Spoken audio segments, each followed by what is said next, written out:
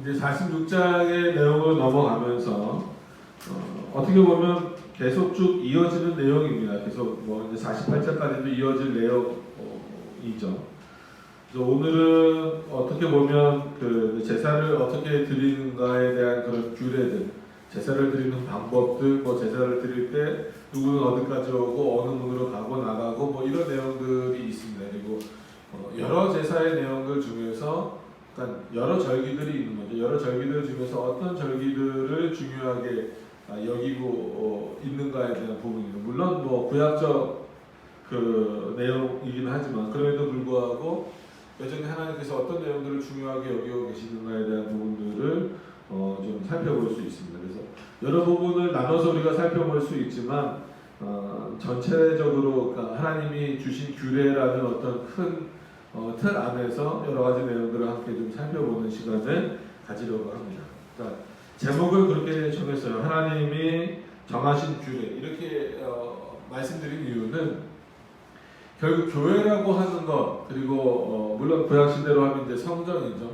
뭐 지금도 이제 우리 몸이 성전이다라고 하나님이 예수 그리스도가 말씀하셨기 때문에 어떤 그런 성전의 개념을 생각하는 데 있어서 보여지는 것 아니면 출입하는 인간이 중심이 돼버리다 보면 결국은 그것을 통하여서 그 출입하는 사람들 그들이 가지고 오는 것들 또 그리고 그들이 행하는 모든 것들이 중심이 돼버리면 정작 그 성전을 허락하신 그리고 만들라고 명령하신 하나님의 뜻이 사라져버리는 경우가 대부분이다.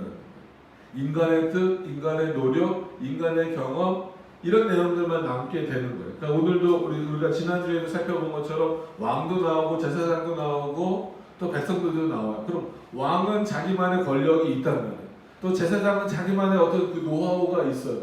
그리고 백성들도 살아오면서 그 여러 가지 풍파를 많이 겪고 특히나 이 에스겔을 기준으로 하면 포로 생활을 겪었기 때문에 얼마나 진짜 요즘 표현으로 산전수전 다 겪었겠습니까?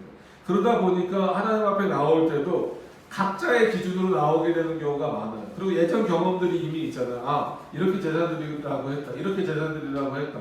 물론 그런 기억들과 경험들도 굉장히 중요하지만 하나님이 그때마다 새롭게 새로운 건 아니죠. 분명한 것을 다시 한 번 더 말씀해 주신 이유는 하나님 앞에 나오라고 했기 때문에 그 중심이 내가 돼서는 안 된다는 거예요. 지금 성전을 왔다 갔다 하고 성전 뜰을 밟는 사람들이 제사장이고 백성들이고 왕이기 때문에 내가 중심인 것 같고 그들이 중심인 것 같아요. 그러나 그 성전은 늘 누가 주인이신 거예요? 하나님이 주인이신 거예요. 교회는 누가 주인이신 거예요? 예수 그리스도가 주인이신 거예요. 지금도 우리가 예배 드리잖아요. 이렇게 예배 드릴 수도 있고 저렇게 예배 드릴 수도 있다라고 생각을 하는 거예요.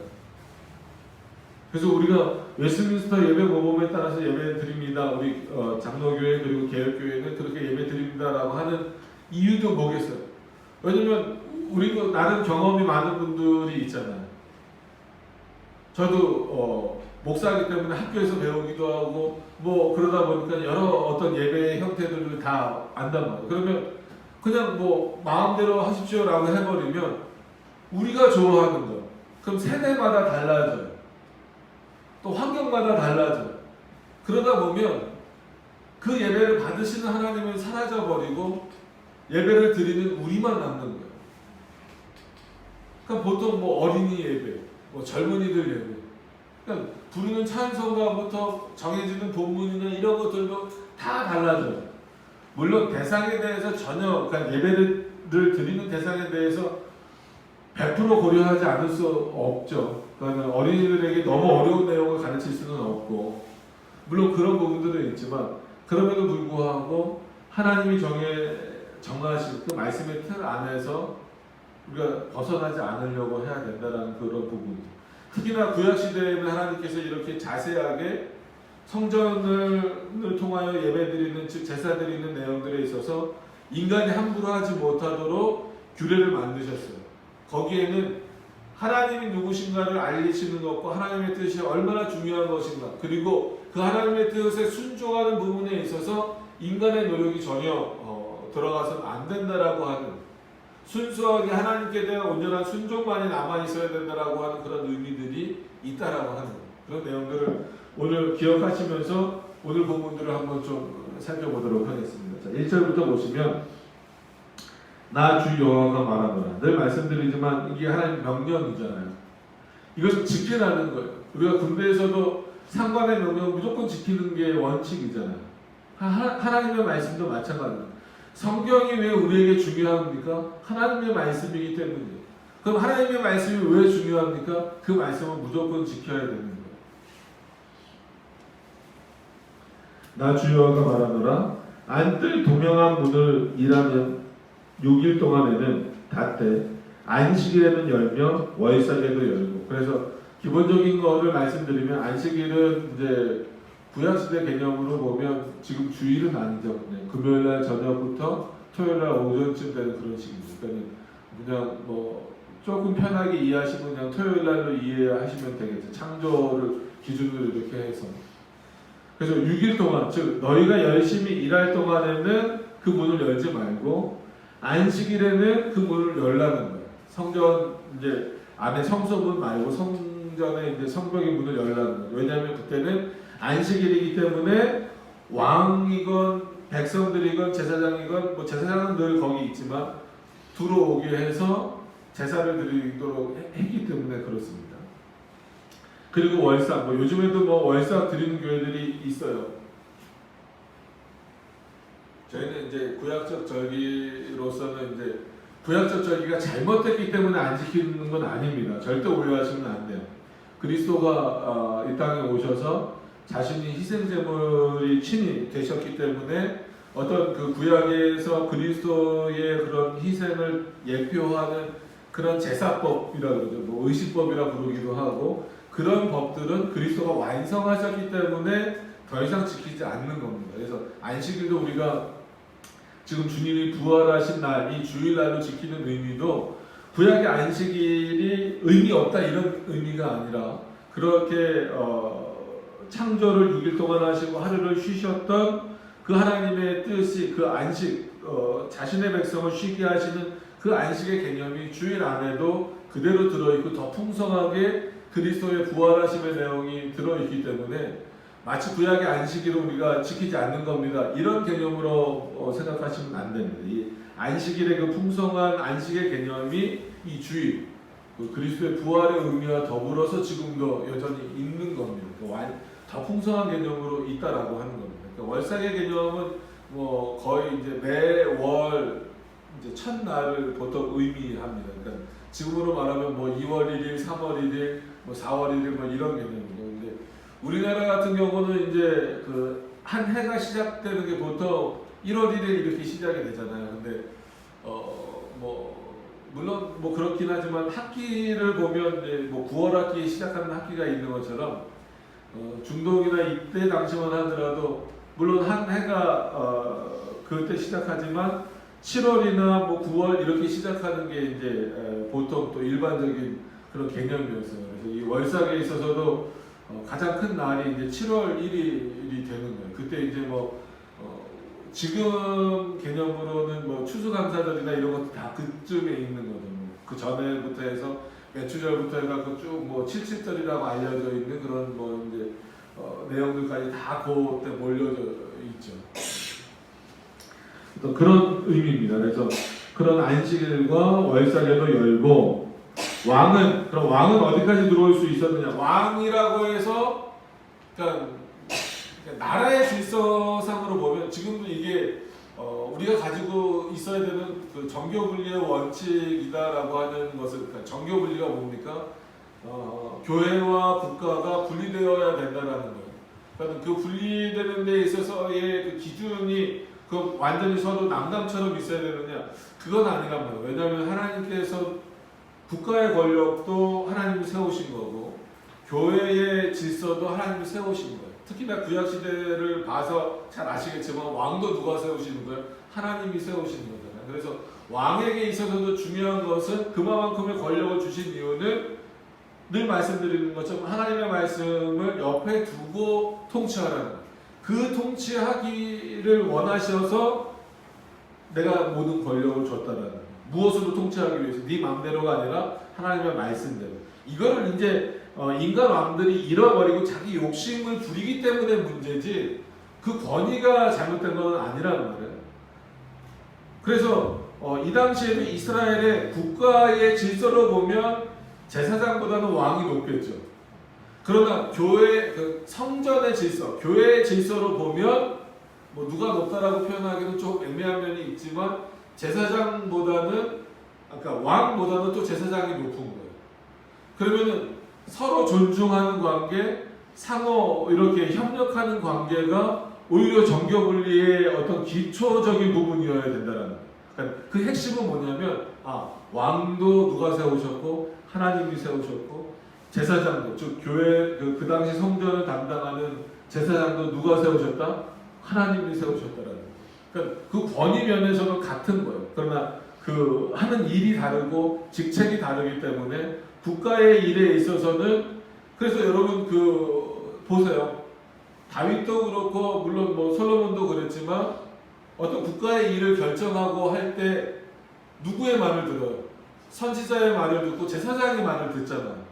그 얘기는 뭐냐면 물론 그때는 이스라엘이니까 그렇지 않습니까? 라고 말하지만 그게 이스라엘을 모범으로 해서 우리들에게 알려주신 거예요. 국가와 교회와의 관계.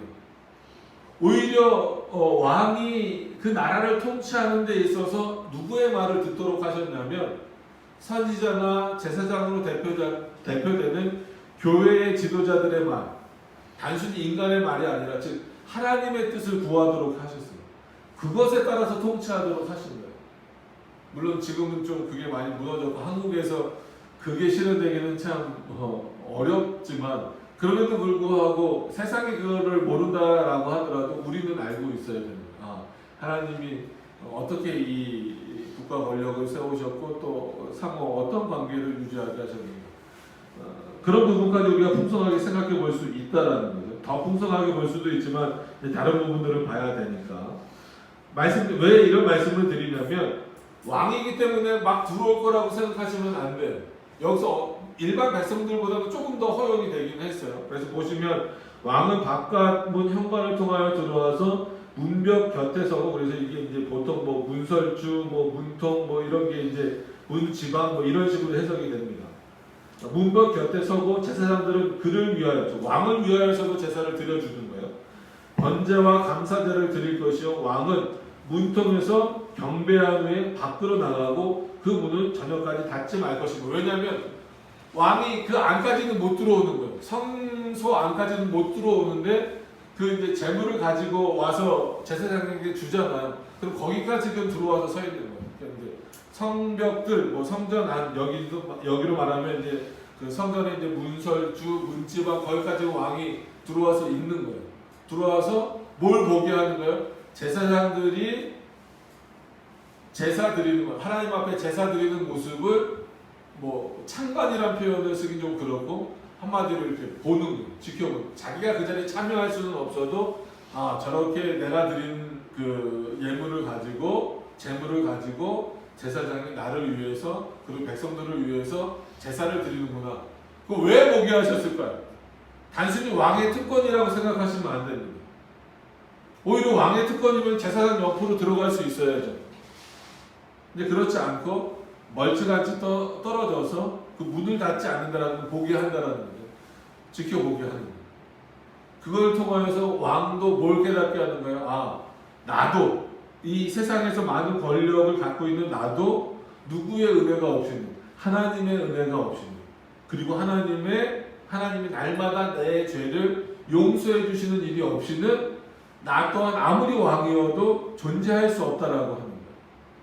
여러분 이게 우리가 가지고 있어야 되는 신앙이에요. 세상에서 어느 위치에 있든지 어떤 상황에 있든지 비록 내가 그 제사를 드리는 바로 가까운 현장에 들어갈 수는 없어도 아무리 왕이어도 멀찌감치 그 제사를 지켜보게 하시는 이유가 뭘까를 여러분들이 한번 생각해 보세요. 한편으로는 왕의 특권인 거 백성들은 거기까지도 못 들어간단 말이에요. 못 들어가게 됐는데 왕의 특권이다라고 생각할 수 있는 그러면 특권이라고 생각해도 그럼 왜 그런 특권을 허락하셨겠느냐는 보고 그 하나님의 말씀대로 통치하는 어떤 면에서는 지금 이런 모습이 없는 게 조금 많이 아쉽죠. 그래서 교회가 대사회적으로, 대국가적으로 과연 어떤 일을 해야 되는가에 있어서 너무 폐쇄적일 필요는 없어요. 조금 더 열어놔서 교회가 정말 어떤 것인지, 하나님의 말씀이 어떤 것인지를 세상에 알도록 늘 그 일에 또 지금은 힘써야 될 때인 것 같습니다.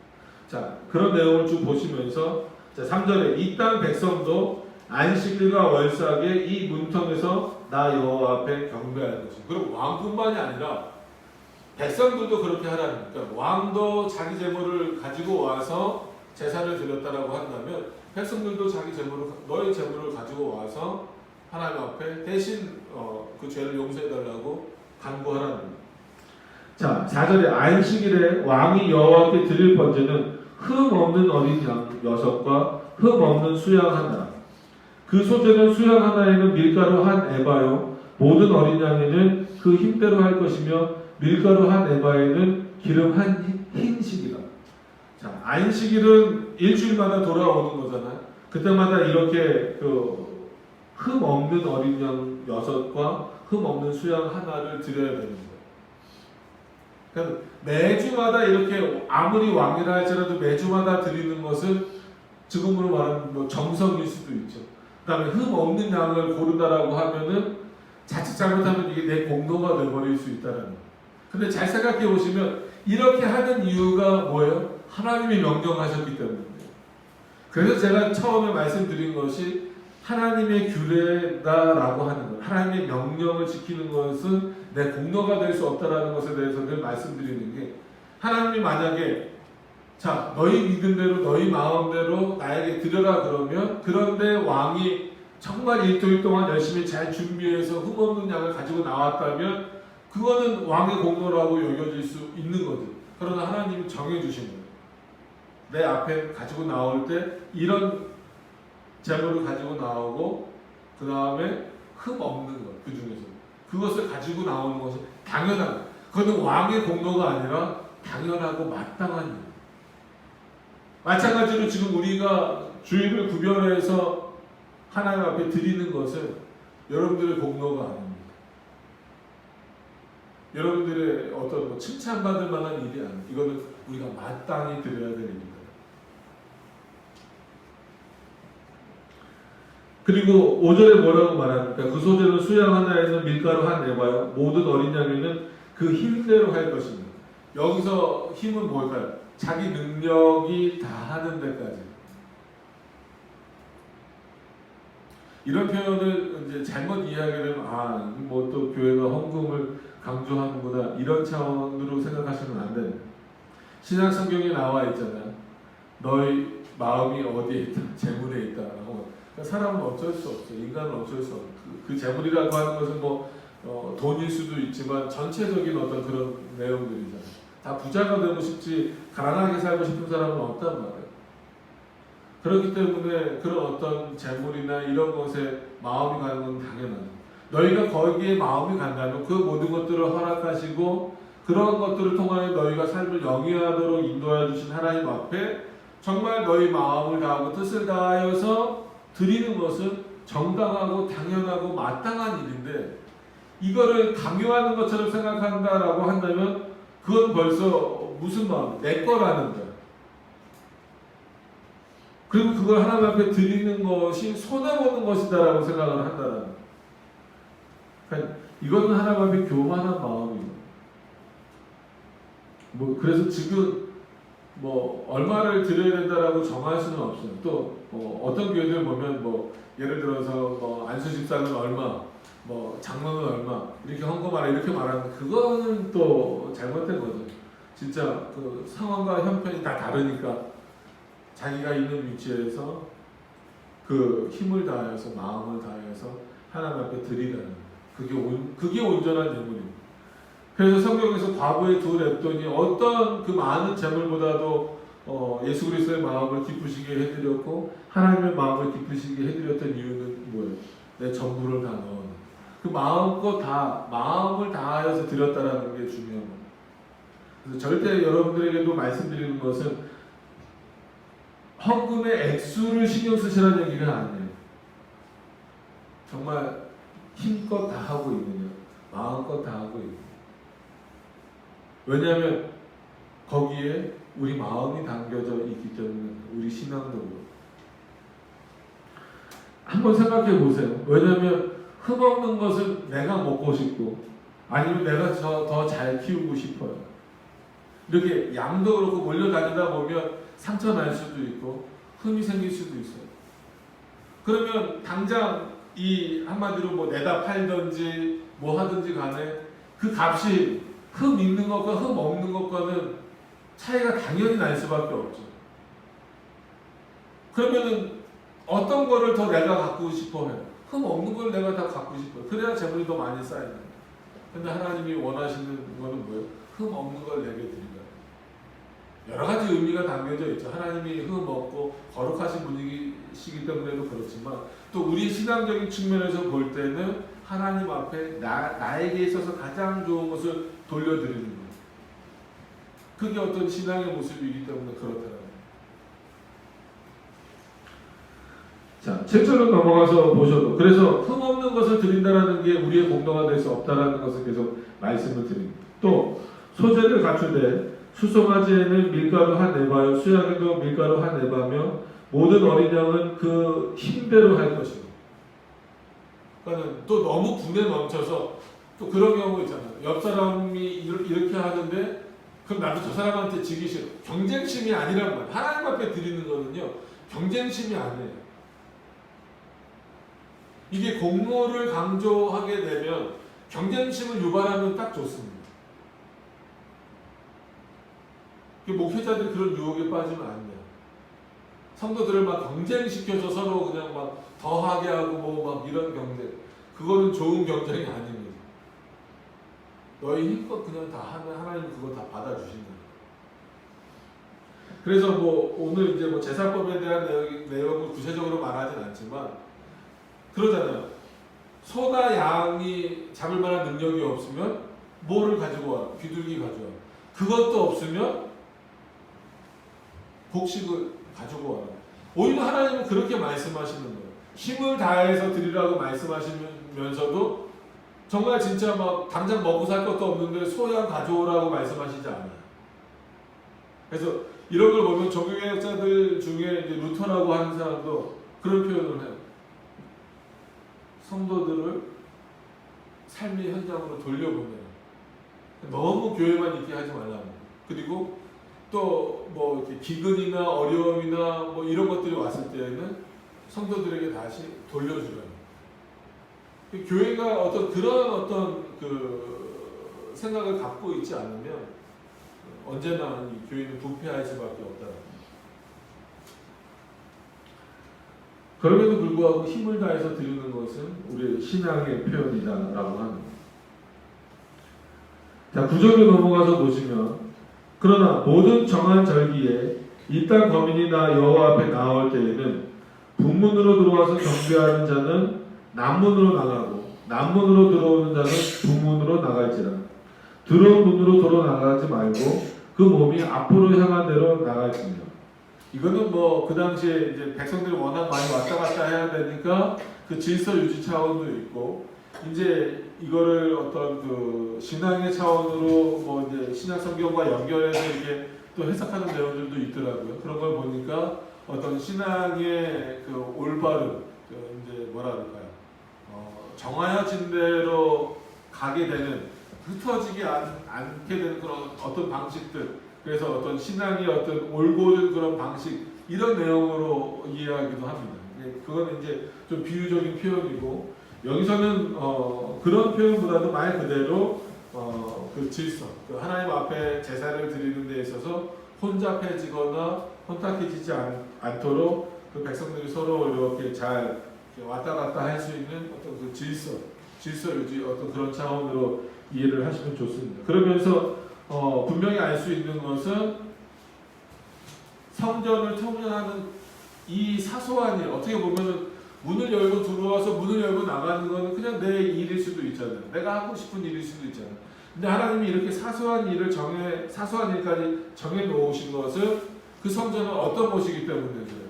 거룩한 곳이기 때문에 그렇다. 함부로 문 하나 여는 것까지도 너희들 마음대로 하지 말라는 거예요.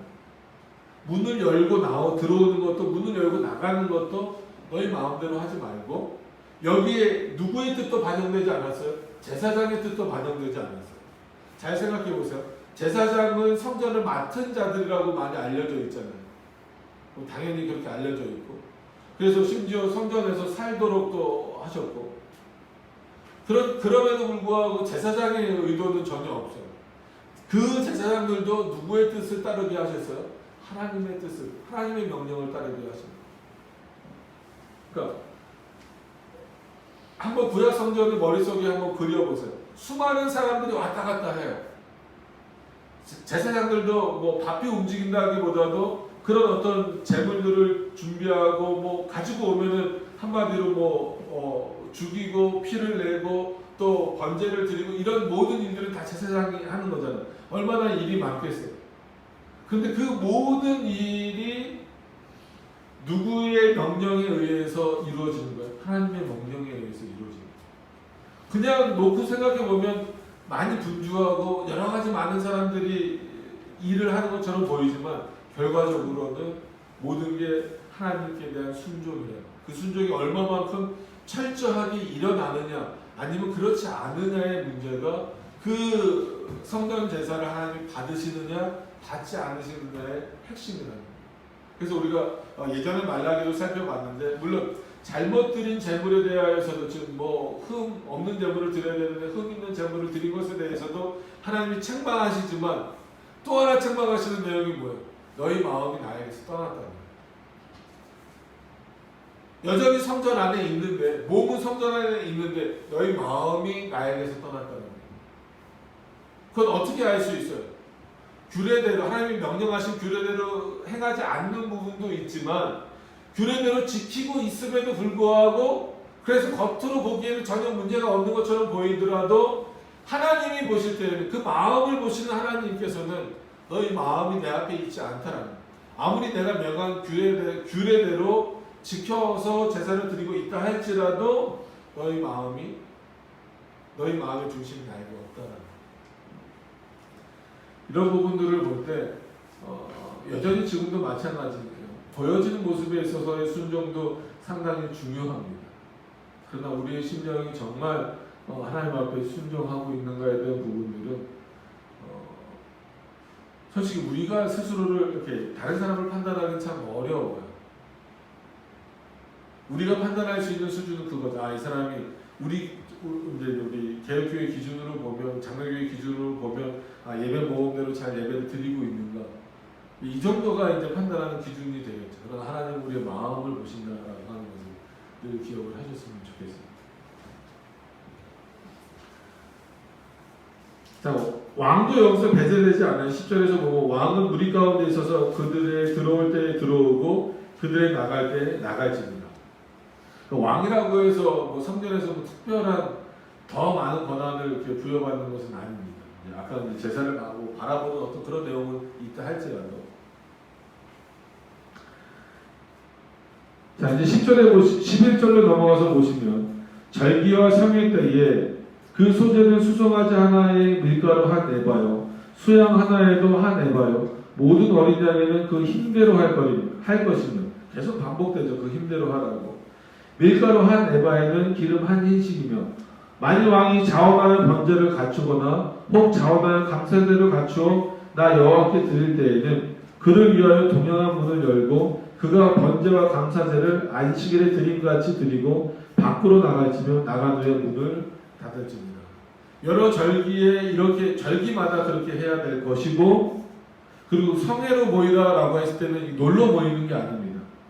말 그대로 이렇게 하나님의 말씀을 함께 나누고 자신의 이스라엘 백성들이 모여서 그 안에서 이제 그 믿음의 교제들을 나누는, 물론 이제 지금 이렇게 성회다라고 하는 것과 이제 비교할 말한 내용들이 그렇게 많지는 않지만 어떤 그런 개념인 거죠. 그리고 왕이 스스로 자원해서 하나님 앞에 더 많은 것들을 드리고자 한다면 드려주되 그것 또한 옆에서 이제 지켜보도록 하는 그런 내용이 있다라고 하는 거예요. 그래서 하나님 앞에 감사제를 드리는 것, 더 많은 것을 드리는 것을 자원하여 드리는 이런 내용들을 통하여서 볼 때 하나님 앞에 자원하여 드리는 것은 굉장히 중요하고 하나님 기뻐하시는 일이에요. 그러나 이것 또한 내가 자원하여서 더 드렸기 때문에 더 많은 것을 하나님께 받으려고 하면 안 되는 거예요. 즉 핵심은 뭐냐면 그러니까 하나님의 말씀을 오해하지 않으셨으면 좋겠어요. 우리가 하나님께 드리기 때문에 하나님이 우리에게 뭘 주시는 방식은 아니에요. 보상의 개념이 아니라는 거예요. 물론 하나님이 우리에게 보상처럼 말씀하시고 보상처럼 주시지만 우리는 하나님께 마땅히 드리는 거예요. 하나님은 우리의 제사를 받으시고 즉 우리의 예배를 받으시고 아무것도 안 주셔도 돼요. 그럼에도 불구하고 하나님 우리에게 은혜를 베풀어 주시잖아요. 눈에 보이는 어떤 우리가 축복이라고 말하는 어떤 그런 내용들도 베풀어 주시잖아요. 그럼 그걸 은혜로 받아야지. 내가 이렇게 드렸기 때문에, 내가 기쁨으로 더 자원하여 드렸기 때문에 하나님이 나에게 더 주셨다. 안 주실 건데 내가 더 드렸기 때문에 주셨다. 이런 내용으로 흘러가서는 안 된다는 거예요. 진정한 순종은요, 뭘 바라지 않는 거예요. 그럼 인간관계에서도 그렇잖아요. 인간관계에서도 정말 사랑 그리고 베푼다라고 하는 것은 뭐예요? 뭘 받기 원하는 게 아니잖아요. 정말 사랑하는 마음에서 도와주고 싶은 마음에서 그냥 베푸는 거잖아요. 그 사람이 나에게 고맙다는 말을 하든 아니면 뭘 이렇게 보상을 하든 그것과 상관없는 거죠. 해주면 그냥 좋은 거고 감사한 거고 안 해줘도 내가 그냥 베푸는 것으로서 끝나는 거죠. 그게 어떻게 보면 진정한 사랑이고 베푸는 거죠. 야, 내가 이만큼 했는데 너 아무것도 안 해? 아무 말도 없어? 이제 너랑은 끝이야. 물론 뭐 이게 인간관계에서 그럴 수 있어요. 그러나 하나님과의 관계에서도 이런 보편적인 인간관계를 끌고 들어오면 안 된다는 거예요.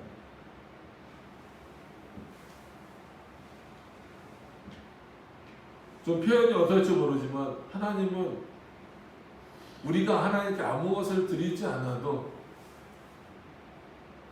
어마어마한 은혜를 우리가 감당하지 못할 은혜를 날마다 우리들에게 주고 계시는 거예요. 여러분 오늘 하루의 삶을 누리게 되셨잖아요. 그죠? 내가 아직 건강하니까 내일도 일어나겠지. 그 생각하시면 안 돼요. 날마다 하나님이 우리에게 생명을 주시는 거란 말이에요. 그럼 이 하루의 삶을 얻기 위해서 여러분들 하나님 앞에 뭘 하셨습니까? 일주일에 헌금 얼마 하는 거 갖고 삶을 사시는 거예요? 복을 사시는 거예요? 아니잖아요. 때로는 우리가 너무 세상에 바빠서 세상 일에 바빠서 성경도 제대로 못 읽고 기도도 제대로 못하고 날마다 평일에 그렇게 살 때가 솔직히 많잖아요. 하나님 앞에 드린 게 없는 거예요. 그럼에도 불구하고 그 날도 그 순간에도 하나님은 저와 여러분들을 어떻게 하고 계시는 거예요? 보호하고 계시는 거예요. 인도하고 계시는 거예요. 한량없는 은혜로 베풀고 계시는 거예요. 우리가 무언가를 하나님 앞에 드리지 않아도 하나님은 날마다 우리를 향하여서 베풀어 주시는 분인데 우리는 뭔가 조금 드렸을 때 티를 내는 거예요. 하나님 이렇게 드렸는데요. 내가 이 시간을 구별해서 드렸는데요. 이 재물을 내가 드렸는데 이 예물을 드렸는데요. 그럼 어쩌나? 뭐 달라는 거예요? 이미 풍성한 은혜를 받고 있는데 뭘 더 받기를 원하는 거예요? 이런 마음으로 하나님 앞에 나가면 안 된다요.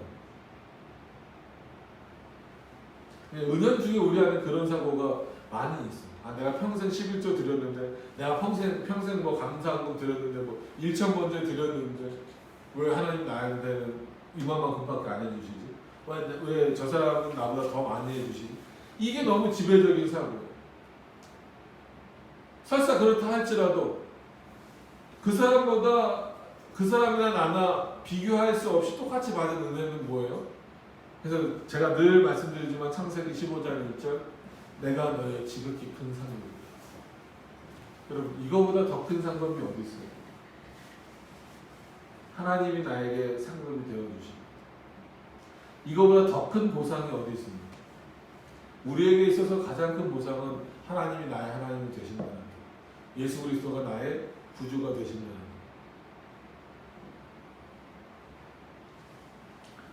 어떤 이런 마음을 가지고 하나님 앞에 자원하면서 나가실 수 있는 모습이 있어야 되겠죠. 13절로 넘어가서 보시면 아침마다 1년 되고 흠 없는 어린 양 하나로 번제를 갖추어 나 여호와께 드리고.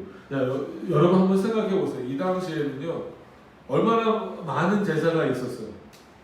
안식일은 안식일대로 또 지켜야 됩니다. 월삭은 월삭대로 또 지켜야 돼요. 여러 절기들 있죠. 뭐 다 아시는 뭐 수장절도 있고 매추절도 있고 뭐 칠칠절도 있고 되게 많잖아요. 유월절도 있고 그런 절기들 다 지켜야 돼요. 그리고 오늘 이 본문에 보니까 매일 아침마다 또 드리라는 거예요.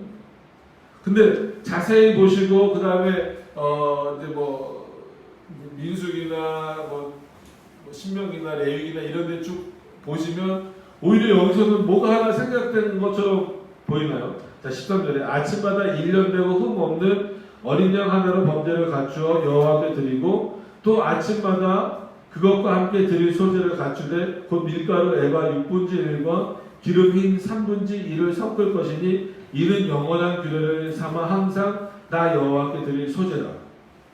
이게 에스겔을 통한 하나님이 자세하게 기록을 안 해놓게 하시는 건지 아니면 어떤 그 제사를 드리는 그 구약의 제사를 드리는 내용에서 지금 하나가 빠진 건지는 조금 더 우리가 살펴봐야 되고 정확하게 한번 좀 그 의미를 봐야 되지만 보통 제사는 어떻게 드렸습니까? 아침에만 드리지 않았어요. 아침에 드리고 저녁에도 또 드렸습니다. 이게 날마다 반복되는 거였어요. 그럼 그 삶이 어떻게 될 수밖에 없어요? 성전 중심이 될 수밖에 없어요. 자연스럽게. 하나님의 말씀 중심이 될 수밖에 없는 거죠. 물론 인간의 연약함과 죄성으로 인하여서 그게 습관처럼 되고 버릇처럼 돼버려서 그냥 나중에 그냥 날마다 하는 거니까 이런 마음으로 가는 것도 문제예요. 이스라엘이 또 그런 마음으로 가기도 하죠. 그래서 그것을 책망하시잖아요. 마음이 나에게서 떠났다라는 방식으로 습관처럼 남았다. 그래서 보통 저도 이제 예전에 뭐 이제 부교육자 같은 생활을 할 때 뭐 유초동부나 아니면 학생부나 청년부를 맡았을 때 한편으로는 습관을 들여주려고도 애를 썼어요. 왜냐면 아이들이 주일날 같은 경우 늦게 자고 싶잖아요. 근데 아침 막 9시까지 예배 드리러 나오고 막 성경 공부하고 이게 막 힘들단 말이에요. 저희 애들도 지금 여기서 어린 예배 같이 들으니까 어쩔 줄을 모르잖아요. 보통 어린 예배는 이렇게 길지 않잖아요. 설교도 이렇게 길지 않고. 그래서 뭐 훈련이다 습관이다 이런 거를 막 들어주려고 하는데 한편으로는 나중에 어떤 경우가 있냐면 저도 어렸을 때 그런 것 같고 왜냐면 아버님이 장로고 또 어머님이 권사님이다 보니까 교회 가는 게 익숙해지고 습관처럼 돼버렸는데 그냥 거기서 머무르는 거예요. 그럼 뭐 주일날 되면 우리 교회 가야지. 교회 가서 그냥 진짜 뭐 멍하니 앉아있다가 그러죠. 그냥 멍하니 앉아있다가 예배 끝났다 그러니까 근데 뭐 가야지 뭐 그냥 집에 가고. 그래서 이게 참 아쉬운 그러니까 어려운 부분이에요. 습관을 분명히 들여줘야 되지만 습관에서 머물면 안 되는 거예요. 거기에 동시에 뭐가 계속해서 가르쳐줘야 되냐면 왜 이렇게 해야 되는지. 지금 하나님께서 이스라엘 백성들에게 규례로 말씀하시는 거죠. 너희는 날마다 아침마다 즉 안식일 일주일에 하루를 드리는 것도 어떤 면에서는 쉬운 일이 아니에요. 흠없는 것을 골라온다는 것 자체는 구별해서 가지고 온다는 것 자체는 그리고 월삭을 드리는 그때는 더 많이 드려야 되는 거예요. 그리고 여러 절기들마다 드리는 내용들이 또 다르잖아요. 그런데 그것만 하는 것도 솔직히 힘든데 왜냐하면 일상생활도 해야 되잖아요. 나가서 밭도 갈고 한마디로 장사도 해야 되고 여러 가지 일들도 많이 해야 되고 진짜 집에서 밥도 해 먹어야 되고 많이 해야 된단 말이에요. 근데 또 하나님이 어떻게 하라고 말씀하시는 거예요? 날마다 번제를 드리라는 거예요. 그게 결코 그렇게 쉬운 문제는 아니에요. 습관으로 해결될 수 있는 문제도 아닙니다. 결국 하나님이 허락하신 규례는 어떤 면에서 보면 이스라엘의 삶이 제약되고 제한되는 것 같죠. 야 이거 어떻게 힘들어서 살아. 그러나 인간의 연약함을 아시는 분이 하나님이시기 때문에 이 백성이 나를 떠나게 하지 않게 하기 위해서는 한마디로 성전 가까이, 성전 안에 묶어두는 방법이 제일 좋고 그들을 유익해 하는 거예요. 여러분, 우리가 말씀 중심으로 사는 것, 하나님의 말씀 안에 사는 것은 궁극적으로 누구를 유익해 하게 하는 겁니까? 하나님을 유익하게 하는 거예요? 아니에요. 하나님 스스로 온전하고 완전하신 분이기 때문에 그분을 유익하게 하는 방법이 아니에요. 말씀대로 사는 것, 성전 중심대로 사는 것, 교회 중심대로 사는 것은 내 자신, 우리 자신을 유익하게 하는 거예요. 결국 하나님이 우리에게 규례를 허락하신 것, 이스라엘 백성들에게 규례를 허락하시고 지금으로 말하면 영원한 십계명을 허락하시고 예배도 예배 모범대로 지키라고 허락하신 것은 예배에 제약을 두기 위해서, 우리의 삶에 제한을 두기 위해서가 아니라 우리로 하여금 하나님의 말씀 밖으로 넘어가지 않게 하는, 우리를 유익해 하시는 방식이더라고요. 여러분, 하나님의 규례를 그렇게 생각하셔야 돼요. 야, 이스라엘 백성들 참 힘들었겠다. 이 규례를 어떻게 다 지키면서 살았을까? 그 마음 한편에는 뭐예요? 그것으로부터 벗어나고 싶다는 거예요. 똑같아요. 말씀대로 살아야 된다. 아유, 어떻게 우리가 말씀대로 살아야? 겸손한 표현이 아니라 어떤 의도가 있는 거예요? 아, 그 말씀대로 사는 것보다는 내 마음대로 살고 싶다라는 그 마음이 있는 거예요. 말씀대로 살아야 된다라고 말하면 그것이 맞습니다라고 아멘이라고 고백할 수 있어야 돼요. 과연 얼마나 그게 우리 안에 있느냐입니다. 자, 이런 차원에서 날마다, 물론 날마다 자신의 죄를 이렇게 회개하는 일도 있지만 날마다 그 제사를 통하여서 다시 한 번 더 내가 하나님의 백성이 되었다라고 하는 것이 확인되어지는 그런 차원입니다. 자, 그래서 15절, 이와 같이 아침마다 그 어린 양과 밀가루 기름을 갖추어 항상 드리는 번제를 삼을지니라. 그러니까 하루 일과를 그렇게 시작하는, 하나님 앞에 드림으로 그 일과가 시작이 되고 마무리하는 것도 하나님 앞에 드림으로 하루가 마무리되어집니다. 어떻게 보면 그게 지금도 하나님이 원하시는 그리스도인의 삶의 방식이잖아요. 아무리 피곤하고 힘들지라도 아침에 하나님을 찾고 무조건 몇 시간씩 시간 내서 기도하시라 이런 의미가 아닙니다. 하루를 주신 하나님 앞에 감사하며 또 하루를 마감할 수 있도록 하신 하나님께 감사할 수 있는 그런 마음, 그런 믿음입니다. 16절로 넘어가십니다. 주여가 말하노라, 왕이 만일 한 아들에게 선물을 준즉 그의 기업이 되어 그 자손에게 속하나니 이는 그 기업을 이어받은 위험이와, 왕이 만일 그 기업을 한 종에게 선물로 준즉 그 종에게 속하여 희년까지 이르고 그 후에는 왕에게도 돌아갈 것이니 왕의 기업은 그 아들이 이어받을 것입니다. 자, 왕의 아들에게 준 기업은 왕이 뺏지 않아요. 근데 종에게 준 기업은 희년. 희년은 그 안식일 개념을 이제 연수로 계산하는 거예요. 이 1년이 아니라. 그래서 7년이 보통 그 희년이 되는 거잖아요. 7년마다 이제 안식년 개념인 거죠. 희년이 아니라 안식년 개념이 돼서 7년마다 이제 안식년이 돼서 뭐 일도 쉬고 그 다음에 뭐 그런 일들이 있습니다. 그래서 그 희년이, 그러니까 그 안식년이 7번 지나가면은 49년이 되는 거잖아요. 그래서 그 49년의 다음 해가 희년인 거예요. 그래서 50년이 희년이 되는 거죠. 그런 개념. 그래서 50년째가 되면 뭐 빚도 다 탕감해주고 그 다음에 그 한마디로 그 땅이나 이런 것들도 뭐 취했던 것을 다 다시 돌려주는 건데, 잘 생각하셔야 될 것은 모든 걸 다 돌려주는 게 아니에요. 뭐 이제 그 뭐라 그럴까요? 이 갚아야 될 것들을 이제 물질로 갚거나 땅으로 갚았을 때 돌려주는 것이지 원래 자기 것을 남에게 주는 그런 개념은 아닙니다.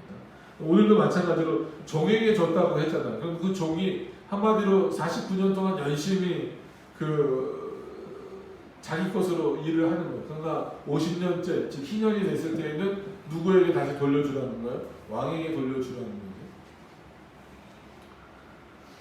자, 물론 여기에는 뭐 여러 가지 또 의미가 있죠. 그래서 모든 것의 주인이신 하나님, 그래서 결국은 우리가 하나님께 다 돌려드려야 된다라는 어떤 그런 의미도 있으면서 동시에 하나님의 아들과, 즉 왕의 아들과 종의 차이, 그런 차이에서 우리는 하나님의 아들로서, 물론 어떤 종의 개념도 있지만 하나님의 양자된 아들로서 영원한 그의 기업을 영원히 받는 것이다 라고 하는 것으로 감사하시는 그런 내용들이 또한 있어요. 자, 이게 이제 요즘에 뭐 토지 공개념이나 이런 차원에서 이거 봐라, 그러니까 왕이 결국 백성들도 어느 일정 시기가 되면 다 왕에게 돌려줘야 되는 거 아니냐, 이렇게 또 극단적으로 나가시면 안 됩니다. 왜냐면 그 다음 구절에 보시면 18절에 넘어가서 보시면 이렇게 나오죠. 왕은 백성의 기업을 취하여 그 상업에서 쫓아내지 못할지니. 그러니까 이 차이인 거예요. 왕이 자기 거를 백성들에게, 그러니까 종에게 줘서 그 종이 그 일을 하도록 했을 때에 일정 기간이 지났었죠. 희년이 돼서 다시 돌려받는 것은 당연한 일이지만 하나님이 분명히 너에게 충분히 줬는데, 그래서 우리가 지난 시간에 설교했던 내용을 더듬어서 기억해 보시면 하나님이 왕에게 많은 걸 주셨잖아요. 땅도 주시고 재물도 주시고 이거 너 거다라고 말씀하셨잖아요. 그러니까 이게 너 거니까 이제는 그것으로 만족하고 더 욕심을 부려서 백성들의 것을 뺏지 말라, 포악한 왕이 되지 말라라고 하나님이 말씀하셨잖아요. 에스겔 선지자를 통해서. 오늘도 마찬가지입니다. 8절에 보니까 왕은 백성의 기업을 취하여 그 상업에서 쫓아내지 말라. 너 아들에게, 즉 왕이 너 아들에게 뭔가를 주고 싶다면 이미 너가 가지고 있는 것, 너 왕의 것으로 줘야지 백성들 것을 뺏어서 너 아들에게 주지 말라는 거예요. 오늘 그 말씀입니다. 왕이 자기 아들에게 기업으로 줄 것은 자기 산업으로만 할 것입니다. 백성으로 각각 그 산업을 떠나 흩어지지 않게 하라는 거예요. 이게 왕이 존재하는 목적입니다. 선지자가 존재하는 목적은 뭡니까? 백성들로 하여금 하나님의 말씀을 듣고 깨닫게 하는 거예요. 제사장이 있는 목적은 뭡니까? 그들을 대신해서 제사장이 죄를 용서해 주는 건 아니지만 제사를 드려줌으로 말미암아 하나님께서 그들의 죄를 용서해 주시도록 하는 그 제사장, 그 역할을 하는 거죠. 그럼 왕의 역할은 뭐예요?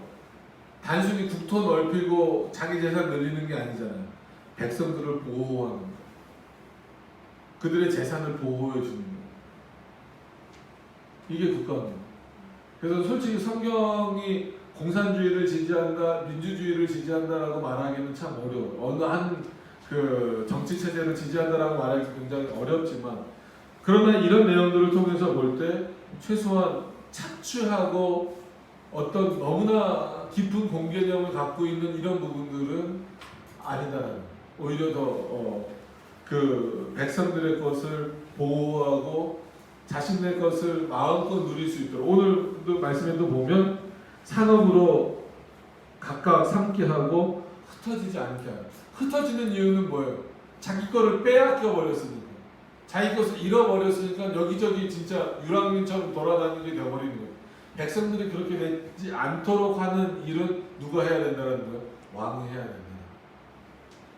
어떤 이런 개념으로 놓고 봤을 때는 최소한 성경이 향하고 있는 어떤 세상 정치의 제도도 어디를 더 이렇게 지지하고 있는가를 보실 수는 있어야 된다는, 그런 성경에 나와 있지 않는데 딱 여기입니다 이렇게 말씀드리기는 참 어렵지만 최소한 뭐가 배제되고 어디를 더 지지하고 있구나라고 하는 것을 보셨으면 좋겠습니다. 자, 그 후에 19절입니다. 그 후에 그가 나를 데리고 문교 통행으로 말미암아 제사장의 북향한 거룩한 방에 들어가시니 그 방 뒤 서편 한 처소가 있더라. 왜 제사장들의 방이 거룩할까요? 그 방은 제사장들이 있어서가 아닙니다. 물론 제사장의 역할 자체는 거룩한 거예요. 그러나 그들이 하는 일 자체를 우리가 거룩하게 여겨야지 제사장 자체를 높이는 것은 상당히 문제가 있는 겁니다. 그래서 그들이 허락한 이유는 뭐예요?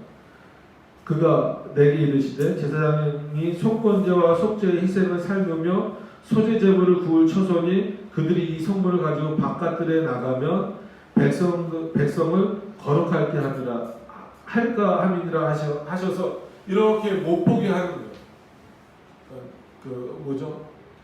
소재를 삼고 이제 번제 드릴 것을 이제 만들고 하는 것들을 거룩한 방인데도 외부에서 못 보게 하시는 이유는 뭘까요? 그걸 보고 제사장들이 하는 일이 참 귀하구나. 물론 그 정도에서만 머물면 되는데 제사장 자체를 높여버리면 안 된다는. 늘 누가 높아져야 돼요? 교회에서는, 성전에서는 하나님만 높아져야 돼요. 근데 제사장들이 높아지면 안 돼요. 그리고 제사장들도 스스로 착각하는, 내가 이렇게 재물을 가다듬고 뭐하고 막 이렇게 열심히 하니까 결국은 내가 하는 이 일을 통해서 이 일 자체가 백성을 거룩해 하는 일처럼 여겨지게 되면, 그렇게 오해하게 되면 잘못이다라는 거예요. 그거는 백성들을 거룩하게 할 수 없어요. 제사장의 일이 쉬운 일이라는 것은 아닙니다. 지금으로 말하면 제가 여기 서서 설교하는 것을 가지고, 물론 하나님이 이 설교를 통하여서 역사하셔서 여러분들의 마음의 변화도 일으키시고 여러분들에게 하나님을 아는 지식을 전달하시기도 하지만, 하나님의 말씀을 전달하는 통로지 제가 뛰어나게 돼서는 안 됩니다. 제가 높아져서는 안 됩니다. 그러면 왜 그러냐면 듣는 성도들도 오해할 수 있어요. 저 목사님 아니면 안 돼. 그렇지 않아요. 또 목사들도 스스로가 교만해질 수 있어요. 내가 성도들 위에 마치 이렇게 서서 뭔가를 성도들에게 줄 수 있는 것처럼. 목사가 성도들에게 줄 수 있는 제일 좋은 건 하나님의 말씀을 그대로 주는 것 외에는 없어요. 성도들로 하여금 목사가 아니라 하나님만을 높이도록 할 수 있는 것, 그게 목사가 해야 되는 가장 중요한 역할이에요. 하나님이 제사장들에게 요구하시는 것도 그거예요. 너희 스스로가 높아지려고 하지 말라. 자, 이런 복합적인 내용들이 있습니다. 오늘 말씀의 결론을 좀 맺으면 이 뒷부분들은 좀 읽어보시면 이제 될 것 같고, 제목을 생각하시면 우리가 이제 제목 설교를 하지는 않지만 제목을 한번 떠올리시면서 제목 그렇게 정했습니다. 하나님께서 정하신 규례. 그게 뭘까? 이 규례가 뭘까? 무조건 지켜야지. 여기서 조금 더 발전하셔야 돼요. 무조건적으로 지켜야지 하면 어떨 때는 내 마음에 동의가 안 돼도 그냥 해야지. 어쩔 수 없으니까. 이런 마음으로 지켜서는 안 된다는 거예요. 왜 무조건적으로 하나님의 규례를 지켜야 되느냐라고 했을 때는 그가 우리를 돌보시고 보호하시는 분이시기 때문에, 그가 날마다 우리에게 은혜를 베풀어 주시는 분이기 때문에, 우리는 그를 떠나서는 살 수 없는 존재이기 때문에 그렇습니다. 그래서 하나님 앞에 무조건적인 순종은 그냥 어떤 맹목적인 것 아니면 우리의 인간의 자유를 제한하는 것으로 생각하시지 않았으면 좋겠어요. 우리는 하나님께 무조건적으로 순종할 만한 은혜를 이미 누리고 하나님은 그만한 가치가 있으신 분이라는 거예요. 그래서 그의 규례는 너무나 습관처럼만 들여서도 안 되고 정말 진심으로 진정으로 마음과 성을 다하여서 지켜야 됩니다. 왕이든 제사장이든 백성이든 하나님이 정하신 그 규례를 그대로 지키라. 거기서 조금이라도 어긋나면 안 됩니다. 내가 왕이기 때문에 난 조금 더 가까이 가서 보고 싶습니다. 내가 제사장이니까 그래도 뭔가 정도 보상을 해주셔야 되는 거 아닙니까? 이 백성들보다는 내가 좀 더 뛰어나고 싶습니다. 그게 아니에요. 왜 이 문으로 나갔을 때 꼭 저 문으로만 나가야 됩니까? 난 이 문으로 나갔다 다시 돌아서 이를 나가고 싶은데요. 라고 말하지 말라는. 늘 말씀드리지만 로마서에 나오는 것처럼 우리는 하나님께 힐링문하는 자가 아니에요. 그러니까 궁금해서 묻는 거하고 거기서 말하는 힐링문은 뭐냐면 따지듯 묻는 거랍니다. 하나님께 따지듯 물으면 됩니까? 안 됩니까? 안 돼요. 우리 그런 존재가 아니에요. 정말 잘 모를 때 겸손하게 하나님께 하나님의 뜻을 구하는 거예요. 그래서 바울도 그렇고 모세도 그렇고 다윗도 그렇고 그들이 겸손했을 때는 어떤 때였냐면 정말 하나님의 뜻을 알고자 해서 겸손하게 진심을 다해서 정말 마음의 무릎을 꿇고 하나님 앞에 기도했을 때예요. 하나님의 뜻을 강구했을 때. 무조건 바울과 다윗이 겸손했다 이렇게만 생각하시면 안 됩니다. 스데반이 돌 맞아 죽을 때 바울의 생각은 어땠어요? 저는 돌 맞아 죽는 게 당연하다라고 생각했던 인물이잖아요. 다윗도 인구조사하면서 자기 스스로가 얼마나 교만해지는 하나님의 뜻을 어기잖아요. 그런 다윗의 모습이 있는 반면에 하나님 앞에 순종할 때의 그 모습은 다르다는 같은 모세나 다윗이나 바울이나 할지라도 지금도 하나님께서 원하시는 것은 우리를 향해서 원하시는 것은 우리 뜻대로 뭔가를 하고자 하는 게 아니에요.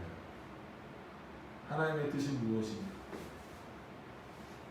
오히려 지금이 더 어렵다라고 말씀드렸어요. 왜냐하면 이때는 아주 자세하게 오히려 알려주셨잖아요. 이렇게 해라. 진짜 높이는 얼마만큼 해라. 나무는 뭐를 써라. 뭐를 해라. 그러나 지금은 예배 모범이라고 해서 신약성경에 예배를 이렇게 드려라 이런 내용이 없잖아요. 핵심이 되는 내용들만 있죠. 그렇기 때문에 지금은 예배 드리는 게 더 조심스러워요. 함부로 하기 어려워. 우리 것을 그냥 막 갖다 끌어들이기 어려워요. 그랬을 때 이 순종이라고 하는 것은 인간의 이성이나 경험이나 이런 것들을 오히려 배제하고 하나님의 말씀 안에서 말하고 있는 그것을 분명히 우리가 지켜나가면서 겸손하게 그의 뜻에 순종해 나가는 것. 그리고 이 삶이 이 내용이 어디로 우리의 삶으로 연장되어집니다. 그래서 오늘 본 내용처럼 어떤 성전에 와서 반드시 지켜야 되는 안식일이나 그런 절기를 말고 날마다 드려지는 번제가 있었던 것처럼 우리들에게 있어서도 날마다 하나님 앞에 드리는 어떤 그런 삶이 되어져서 그 거룩함은 주일날만 잠시 입었다 벗는 옷과 같이 되면 안 됩니다. 날마다 그 거룩함을 유지해 나갈 수 있는. 그래서 우리는 성화의 과정을 걷고 있는 자들이다라고 했잖아요. 그 성화는 뭡니까? 오늘보다 내일이, 내일보다 모레가 더욱더 거룩해지는 것이고 더욱더 하나님의 말씀대로 살아가게 되는 것을 기억하셔서 오늘 이런 또 말씀을 통하여서도 무조건적인 순종이라고 하는 것이 왜 합당한가를 다시 한번 더 기억하셔서 하나님이 누구신지를 더 안다면 우리는 하나님 앞에 무조건적으로 순종할 수밖에 없다라고 하는 것을 분명히 기억하셨으면 좋겠습니다. 기도하도록 하겠습니다.